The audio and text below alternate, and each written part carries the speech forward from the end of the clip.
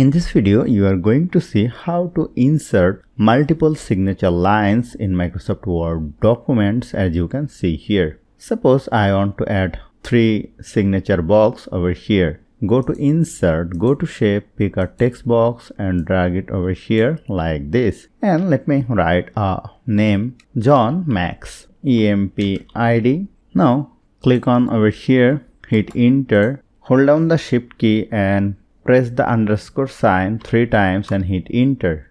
Increase its size, click on over here and hit the backspace button and let me adjust it like this. But here I have an outline color. Click on over here, go to shape format, go to shape outline and make it no outline. Now select it, press Ctrl D to make it duplicate, place it over here, press Ctrl D to duplicate and place it like this. Now you can change the name and the employee ID from here very easily.